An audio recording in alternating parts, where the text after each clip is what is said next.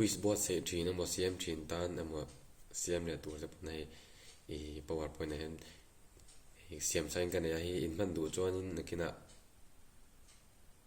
hei ting en ka soi fiang ka thil cm hi tian ni mai ta he kan lo bo se ta dena quiz cm tu a hoi tu a ho sa kan lo ni ta tin ka cm hi tian lo enula hei mouse om ta chuan start quiz ka me jen tin kan lo lang ta a ho tu kan lo ni ta chuan in mi kan zo ta chana kha dik lo me chuan tian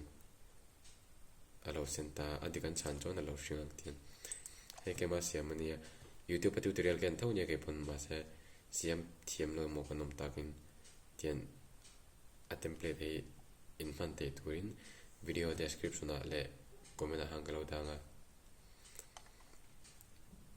ma se edit video le nga ya in thiam lo chuan ni lo swenga next video mo kan lo da le wenga ti dan think the boy animata adik la hoton tinesen me dona he adik ka choron shin na ten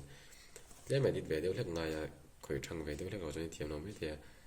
chuin lo sui me don ne chuan kan shil ze tu ra ngai la thang